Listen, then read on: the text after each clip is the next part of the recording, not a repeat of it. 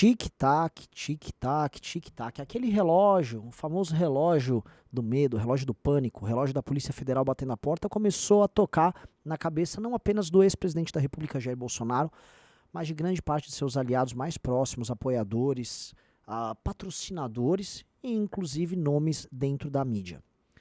Bolsonaro sabe que pode ser preso e sabe que o inimigo chegou no seu encalço. Esse vídeo, até tô gravando de pé, é diferente. Esse vídeo é justamente uma forma de mostrar aqui a anatomia do golpe. O que esse cara fez pra estar com tanto medo? A gente vai juntar todos os pontos e explicar pra você, com base naquele decreto que saiu ontem e que é gravíssimo, o porquê o Bolsonaro tá com medo de ser preso. Roda a vinheta.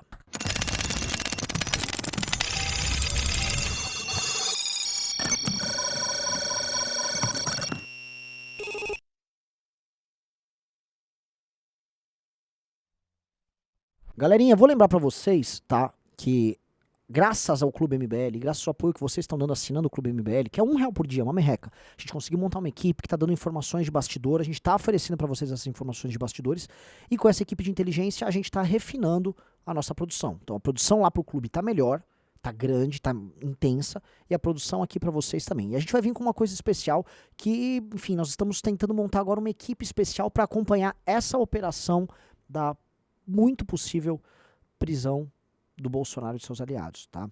Então vamos ter gente pra checar e tal, e pra isso vamos precisar de mais gente no clube, mas isso eu comento outra hora. Agradeço a todo mundo do clube, obrigado de coração, a gente tá melhor por conta de vocês. Então vamos à vaca fria, faz tempo que eu não uso esse termo.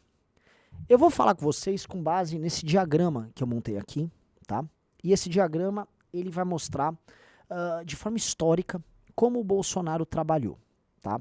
Porque, sim, em grande medida, os problemas do Bolsonaro não estavam tão integrados ao problema político com o Congresso. Ele teve um problema político, por exemplo, com o Rodrigo Maia, e com o começo do mandato dele lá na Câmara dos Deputados, mas ele resolveu ao longo do mandato ao apoiar o Lira e conseguir maioria junto com o Centrão lá na Câmara. Isso é um fato dado, tá? Então, o problema central do Bolsonaro, muito por conta da questão rachadinha e da necessidade de entregar favores para a Suprema Corte, sempre foram com eles, o STF. E eu coloco o TSE e STF aqui para que a dinâmica, enfim, inclua o TSE quando a gente chega no ano eleitoral.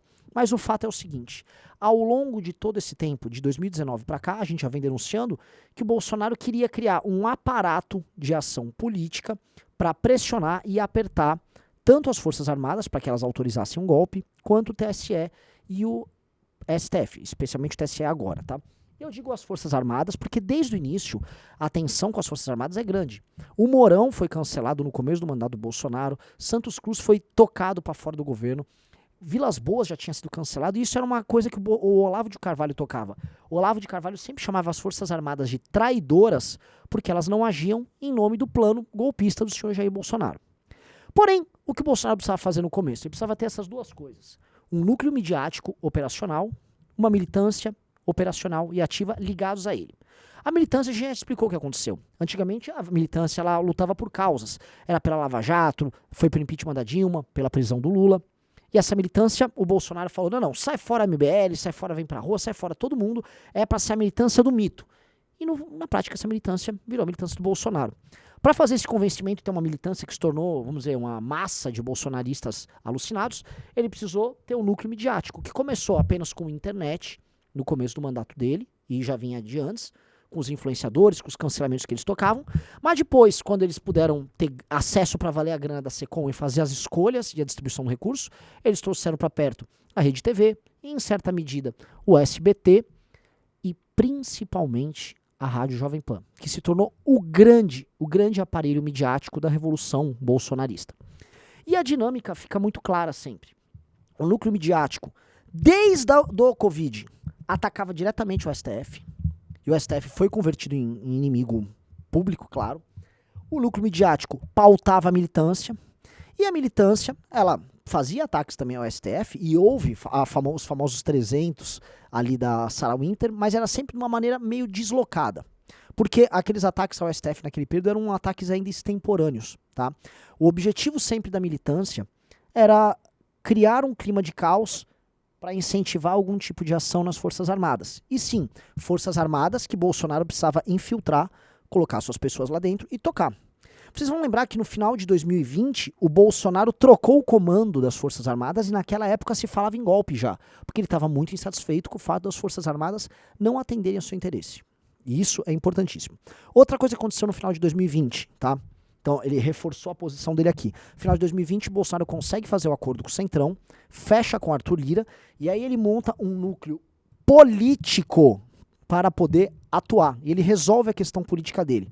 Portanto, ele fecha meio que o cerco para que aí todos esses instrumentos possam pressionar o grande inimigo dele, que é o STF, e em certa medida motivar aqueles que têm o braço forte e a mão amiga, né? Mão amiga tinha que ser do Bolsonaro e o braço forte para bater no adversário, que é o Exército Brasileiro e, vamos dizer, em última instância, as Forças Armadas. Essa dinâmica aqui tá clara. Então, núcleo midiático.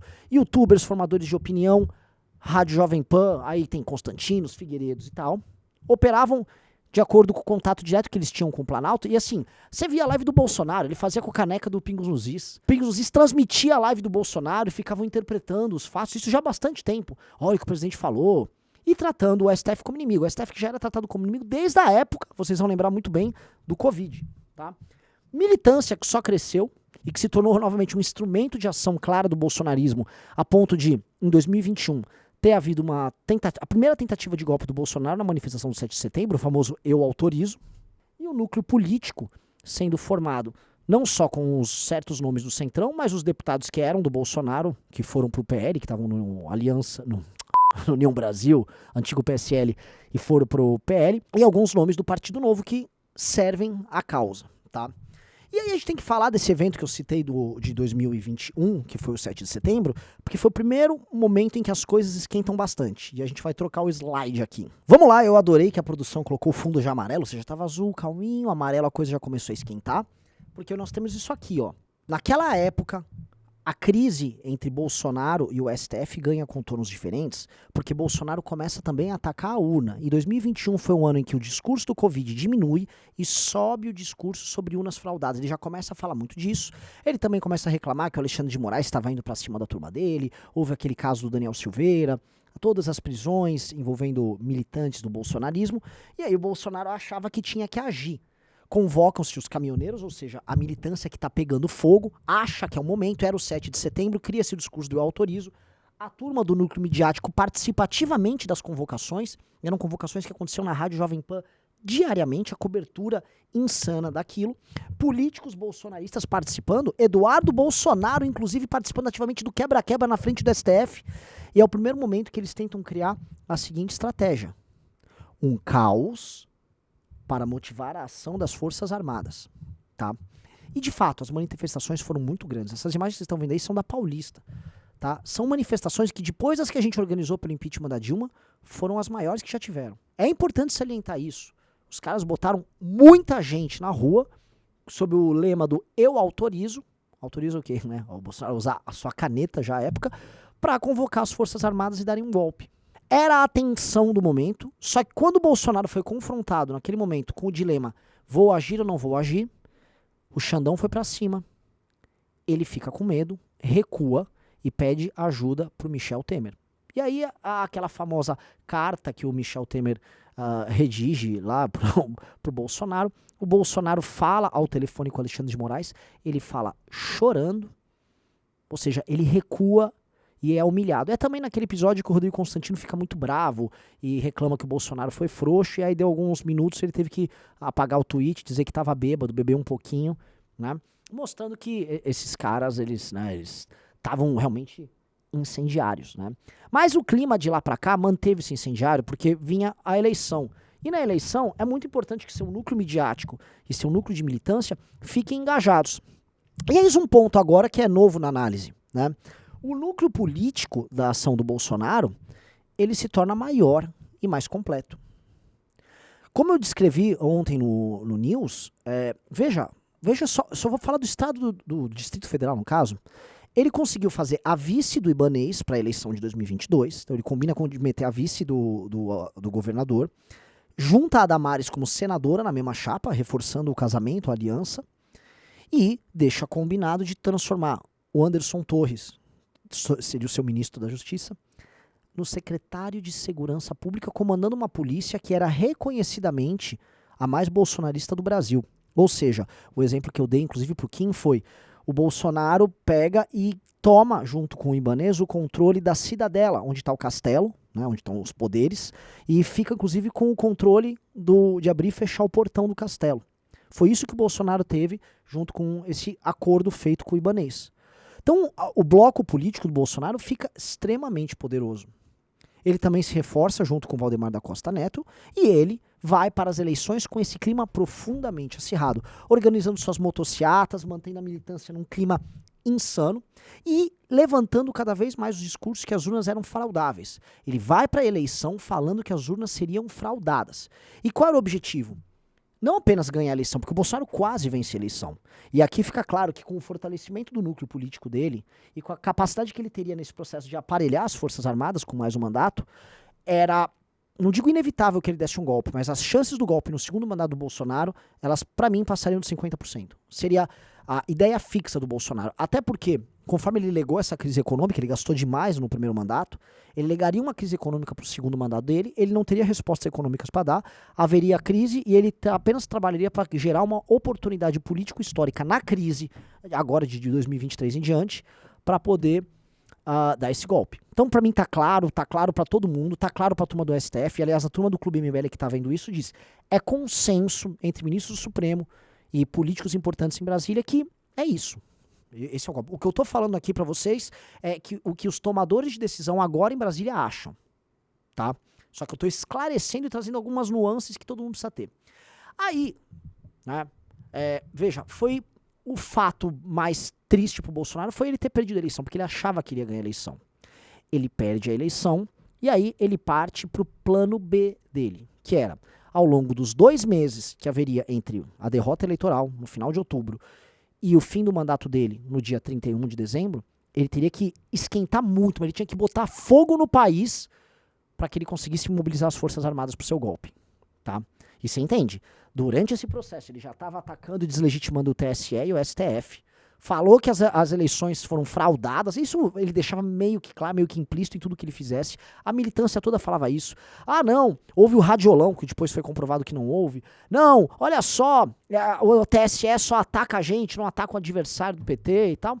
Na prática, eles criaram um discurso para a militância de que se perdesse, seria marmelada, tá? Essa é a verdade. E aí nós vamos pro último slide.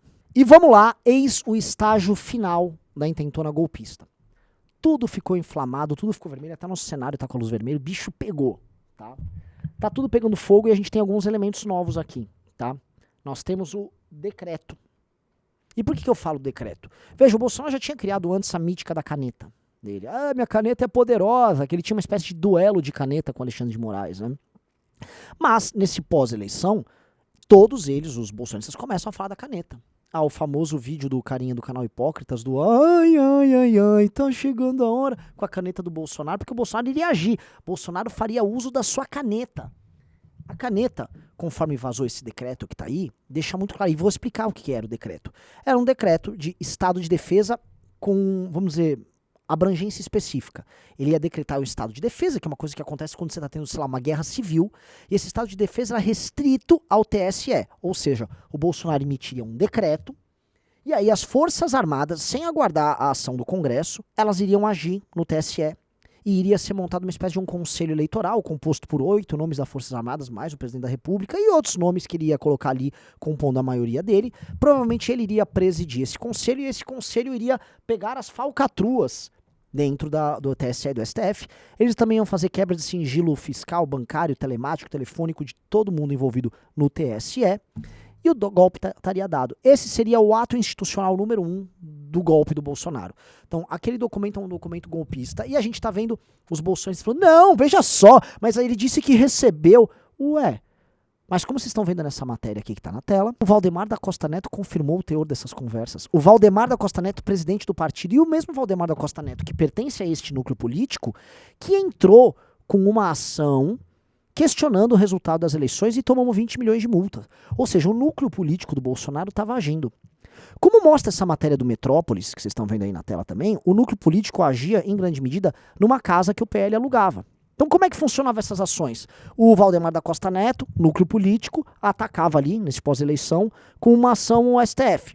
Marcel Van Hatten, que frequentava essa casa, pediu uma CPI, que ia ser absolutamente inútil contra o Alexandre de Moraes, que nem poderia acontecer no período ali desse resto de mandato, mas cujo objetivo era simplesmente esquentar o clima, botar esse fogo, criar um incêndio. Eram as pessoas desse núcleo político atuando.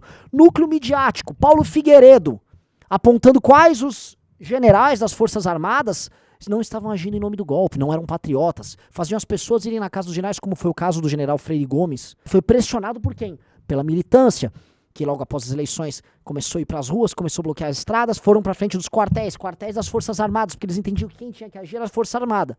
O que era o objetivo? Virar maioria nas Forças Armadas, emitir o decreto e com essa maioria dar o golpe no STF. Uma pausa no vídeo para falar do Clube MBL. Pois é, o Clube MBL é o grande instrumento que permite que você participe conosco da forma como a gente pensa e raciocina política. Você gosta dos meus vídeos, você gosta das lives do MBL News, você gosta do trabalho do Kim? Pois bem, o Clube MBL é o lugar onde você vai ver onde a gente raciocina, onde a gente investiga, onde a gente obtém informações de bastidores. Você vai ter acesso a bastidores, você vai ter acesso a informações de Brasília, a relatórios especiais, a vídeos mais aprofundados, melhores do que o que eu faço aqui, lá dentro do clube. É uma rede de Telegram e é uma plataforma especial montada para você. Isso aí vai custar apenas R$1 por dia. Eu tô falando sério, R$1 por dia. Para você ter acesso a informações de altíssima qualidade e, além de tudo, você vai ajudar a bancar não apenas o MBL, mas o grande projeto do MBL esse ano, que é a formação do nosso partido. Vem fazer parte do Clube MBL, além de você não se arrepender, você vai se enriquecer bastante. Aguardo você lá.